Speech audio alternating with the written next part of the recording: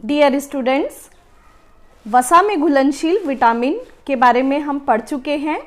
आइए अब जल में घुलनशील विटामिन जो कि विटामिन बी कॉम्प्लेक्स और विटामिन सी होते हैं उनके बारे में पढ़ेंगे। तो इस वीडियो में हम विटामिन सी के बारे में पढ़ेंगे।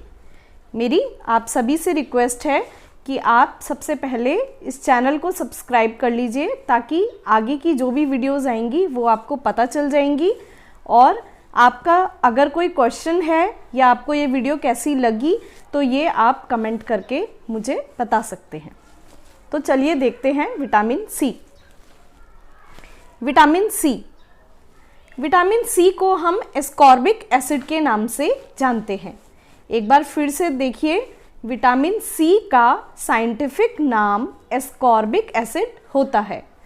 विटामिन सी को हम फ्रेश फूड विटामिन भी कहते हैं। फ्रेश फूड विटामिन मतलब जो कि ताज़े भोजन में पाया जाता है, जैसे कि ताज़े फल और ताज़ी सब्जियों। तो ताज़े फल और सब्जियों में यह पाया जाता है, इसीलिए इसको हम फ्रेश फूड विटामिन के नाम से भी जानते हैं।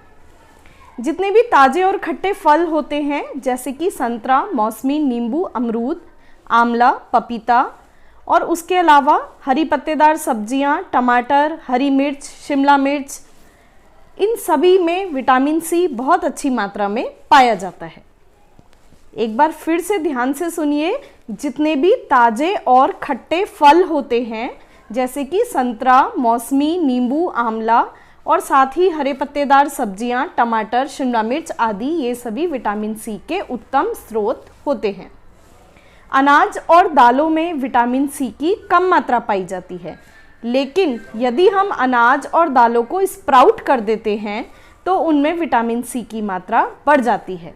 स्प्राउट करना बच्चों आप जानते होंगे, जब हम अनाज और दालों को एक रात पानी में भिगोते हैं और उसके बाद उन्हें अंकुरित होने के लिए 1 या 1.5 दिन या 2 दिन छोड़ देते हैं हल्का पानी डालकर, तो उसको हम स्प्राउटिंग कहते हैं। तो जब स्प्राउटिंग करते हैं हम अनाज और दालों की तो उसमें हमारे विटामिन सी की मात्रा बढ़ जाती है। जंतुओं से खाद्य पदार्थ जो हमें मिलते हैं जैसे कि दूध, अंडा और मीट, इनमें विटामिन सी ना के बराबर या फिर बिल्कुल भी नहीं पाया जाता। तो इसीलिए आपको ध्यान रखना है कि फल और सब्जियां या शाकाहारी भोज्य पदार्थों में ही विटामिन सी हमें मिलता है।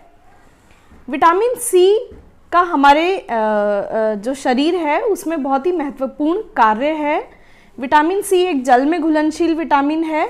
जैसा कि मैंने पहले भी बताया था कि जो भी विटामिन जल में घुलनशील होते हैं वो हमारे शरीर में स्टोर नहीं रह पाते, टिक नहीं पाते हैं।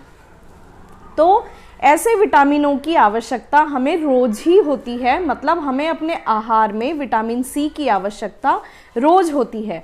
अगर हम रोज़ विटामिन सी को ग्रहण नहीं करेंगे और ज़्यादा लंबे समय तक अगर हम विटामिन सी की कमी अपने शरीर में रखेंगे तो हमें अनेक रोगों का सामना करना पड़ सकता है। तो आइए देखते हैं विटामिन सी का हमारे शरीर में क्या कार्य है। विटामिन सी हमारे शरीर में घावों को शीघ्र भरने का कार्य करता है। घावों को भरने के लिए कोलेजन नामक प्रोटीन की आवश्यकता होती है और विटामिन सी इस प्रोटीन के निर्माण में सहायक होता है। तो इसीलिए हमारे शरीर में जो छोटे मोटे घाव हो जाते हैं उन सभी को भरने के लिए विटामिन सी जरूरी है। उसी के बाद कॉमन कोल्ड को रोकने में विटामिन सी की अहम भूमिका मानी जाती है।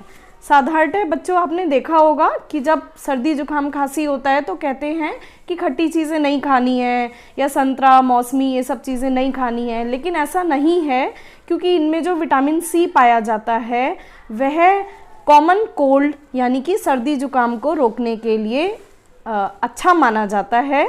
तो हम थोड़ी मात्रा में धूप के समय में या दोपहर के समय में खट्टे और ताज़े फलों को सर्दी या जुकाम होने पर भी खा सकते हैं। शरीर की रोग प्रतिरोधक क्षमता को विटामिन सी बढ़ाता है। विटामिन सी एंटीऑक्सीडेंट का भी कार्य करता है। जैसा कि मैंने पहले भी बताया था, एंटीऑक्सीडेंट वो तत्व होते हैं जो शरीर के कुछ अन्य महत्वपूर्ण तत्वों को ऑक्सीडेशन से नष्ट होने से बचाते हैं। तो हमारे शरीर में विटामिन ए होता है और अनसैचुरेटेड फैटी एसिड्स होते हैं, वो हमारे शरीर के लिए अत्यधिक महत्वपूर्ण हैं। तो विटामिन ए को और अनसैचुरेटेड फैटी एसिड को नष्ट होने से विटामिन सी बचाता है, इसीलिए इसको हम एंटीऑक्सीडेंट कहते हैं। जब हमने विटामिन ई के बारे में पढ़ा था तब भी हमने एंटीऑक्सीडेंट के बारे में पढ़ा था। विटामिन सी की कमी से स्कर्वी नामक रोग हो जाता है। स्कर्वी बच्चों मसूड़ों की एक बीमारी होती है जिसमें हमारे जो मसूड़े होते हैं वो फूल जाते हैं, उनमें सूजन आ जाती है, उनमें दर्द होता है और उनसे खून भी बहने लगता है। तो विटामिन सी की कमी से स्कर्वी नामक रोग होता है। साथ ही अगर लंबे समय तक विटामिन सी की कमी होती है तो हमारे पैरों की मसल्स में दर्द और सूजन भी रहने लगते हैं। विटामिन सी हमारे शरीर में आयरन के अवशोषण में भी सहायक होता है।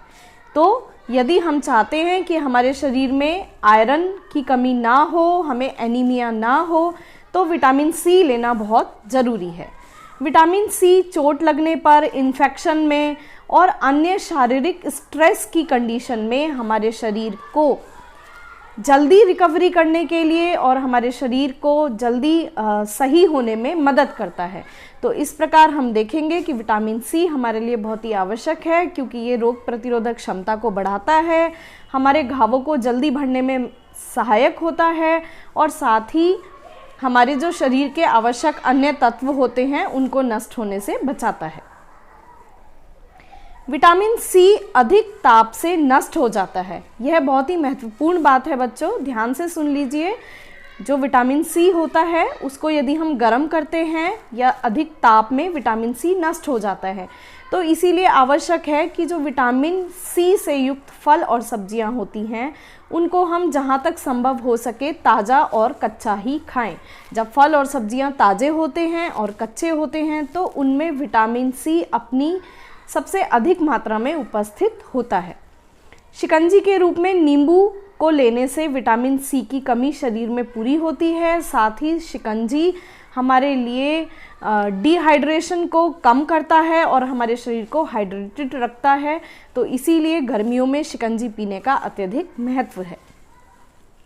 विटामिन सी ऑक्सीडेशन से भी कम हो जाता है, इसीलिए हमें फल और सब्जियों को बहुत अधिक बारीक टुकड़ों में नहीं काटना चाहिए, क्योंकि विटामिन सी हमने पहले भी पढ़ा है कि जल में घुलनशील विटामिन है।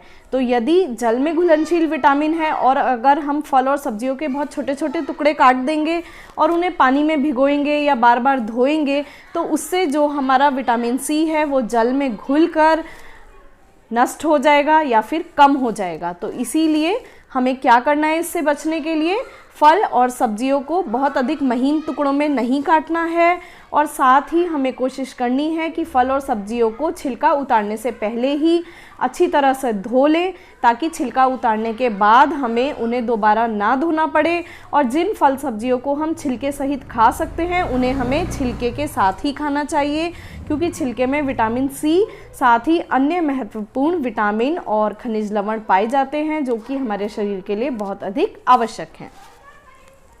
तो इसीलिए हमें विटामिन सी युक्त फल और सब्जियां खाते टाइम ये सभी बातें ध्यान में रखनी चाहिए। आशा करती हूँ बच्चों आपको विटामिन सी, उसके हमारे शरीर में कार्य और विटामिन सी के स्रोतों के बारे में पता चल गया होगा। साथ ही यह भी पता चल गया होगा कि यदि हमारे शरीर में लंबे समय तक विटामिन सी की कमी होती है तो हमें कौन कौन सी बीमारियाँ होती हैं। आगे की वीडियोस के लिए आप हमारे साथ बने रहिए और इस चैनल को अवश्य ही सब्सक्राइब कर लीजिए और अपनी फ्रेंड्स के साथ शेयर भी कीजिए, ताकि सभी को इससे लाभ मिल सके। Thank you.